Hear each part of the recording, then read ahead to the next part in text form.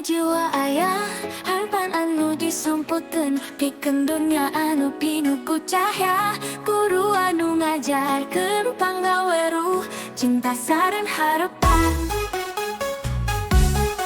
Guru penggerak terus papati numpang lengkah nyaangan jalan di barengan. Assalamualaikum warahmatullahi wabarakatuh. Saya Hartini CGP Angkatan 11 Kabupaten Garut. Mari kita lihat dan saksikan video animasi koneksi antar materi modul 3.1. Hai kawan-kawan guru hebat, ada ilmu baru nih, pengambilan keputusan berbasis nilai-nilai kebajikan sebagai pemimpin.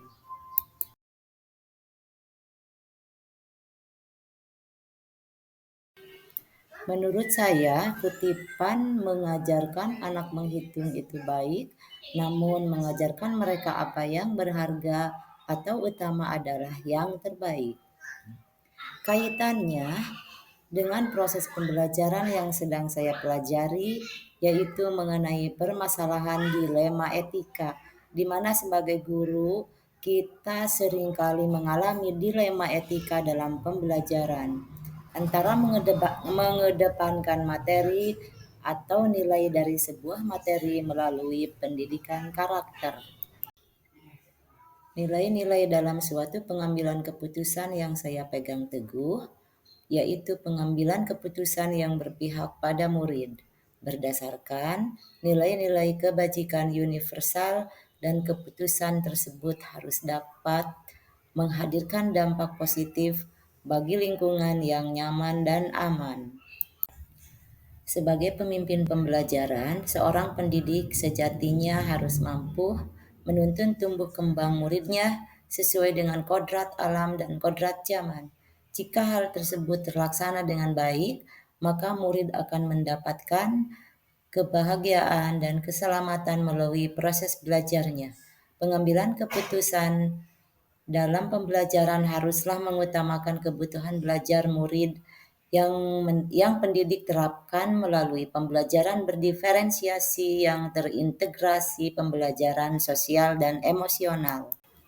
Kutipan tersebut jika dihubungkan dengan pembelajaran yang telah saya alami di modul ini, yaitu pembelajaran pada modul ini memberikan pengetahuan tentang bagaimana proses dan langkah-langkah dalam mengambil sebuah keputusan yang berupa dilema etika ataupun bujukan moral. Dengan memperhatikan nilai-nilai kebijakan universal, tanggung jawab dan berpihak pada murid, kutipan tersebut merupakan dilema etika yang dapat diputuskan melalui 9 langkah pengambilan keputusan. Filosofi Ki Hajar Dewantara dengan Pratap Triloka memiliki kaitan dengan penerapan pengambilan keputusan sebagai seorang pemimpin, yaitu Ingarsosung Tulado. Filosofi ini menekankan bahwa guru sebagai seorang pemimpin pembelajaran sejatinya harus mampu menjadi contoh dan suri tauladan yang baik dalam pengambilan suatu keputusan. Selanjutnya, Ing Madio Mangunkarso. Filosofi ini menekankan bahwa guru sebagai seorang pemimpin pembelajaran sejatinya harus mampu memberdayakan, menyemangati, dan membangun hubungan yang positif baik dengan rekan sejawat maupun dengan murid. Yang selanjutnya, Tutwuri Handayani. Filosofi ini menekankan bahwa guru sebagai pemimpin pembelajaran sejatinya harus mampu mendorong kolaborasi dan meningkatkan kualitas diri orang lain agar mampu bertumbuh.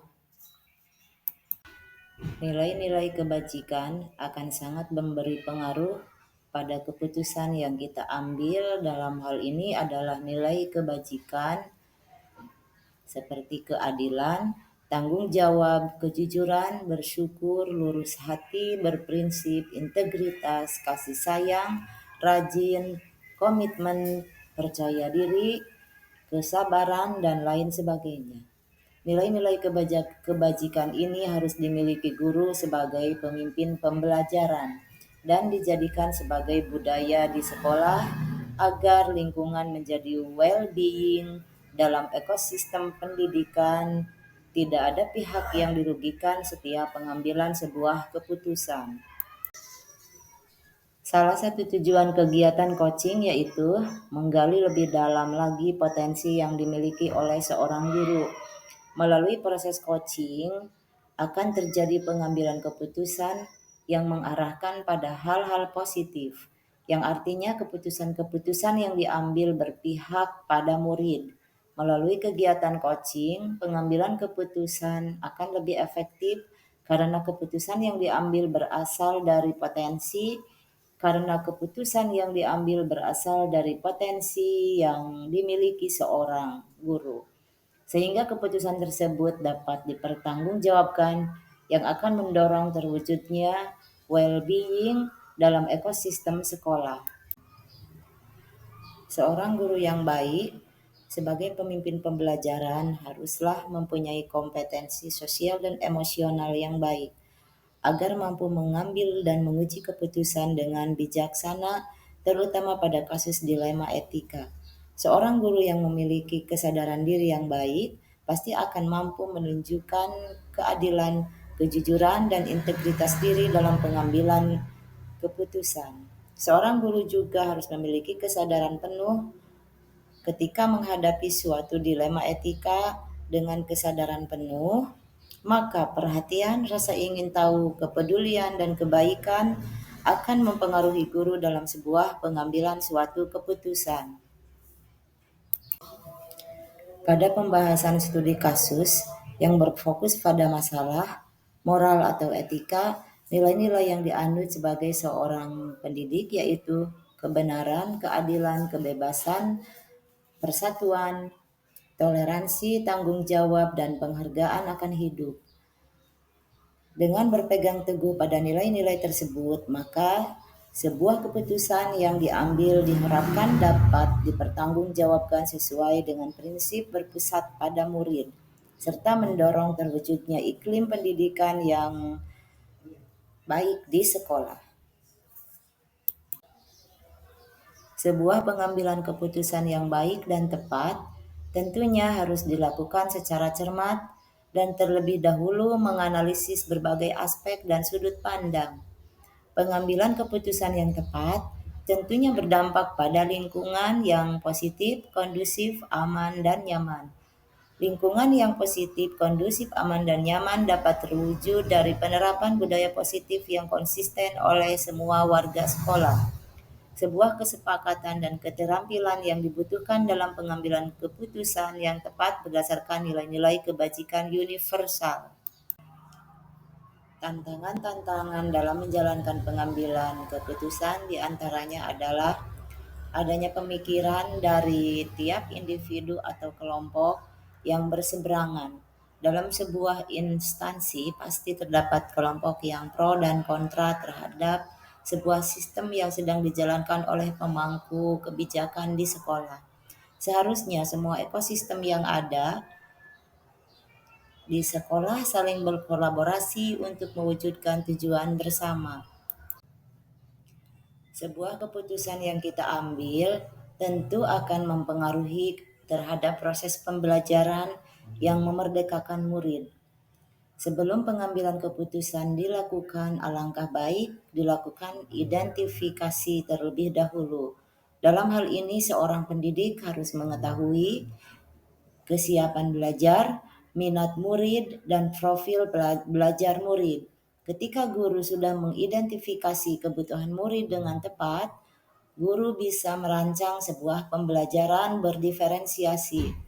Dengan terlaksananya pembelajaran berdiferensiasi, maka murid akan semakin merdeka dalam belajarnya dan merasa bahagia. Seorang pemimpin pembelajaran sudah seharusnya mengambil keputusan yang bijaksana. Pengambilan keputusan yang bijaksana memperhatikan nilai-nilai kebajikan universal, tanggung jawab, dan keputusan tersebut haruslah berpihak pada murid agar kehidupan masa depan murid dapat terpenuhi dengan baik. Kesimpulan akhir yang saya dapatkan dalam pembelajaran materi modul ini adalah pengambilan keputusan berbasis nilai-nilai kebajikan dengan pemimpin dan keterkaitan dengan modul-modul sebelumnya adalah merupakan satu kesatuan untuk memerdekakan murid dalam belajar. Sebagaimana dijelaskan oleh Ki Hajar Dewantara bahwa pendidikan bertujuan menuntun segala proses dan kodrat potensi anak untuk mencapai sebuah keselamatan dan kebahagiaan. Belajar baik untuk dirinya sendiri, sekolah maupun masyarakat. Pengambilan keputusan dalam pembelajaran harus berdasarkan pada budaya positif dan menggunakan alur bagja yang akan mengantarkan pada lingkungan yang positif, kondusif, aman, dan nyaman atau well-being.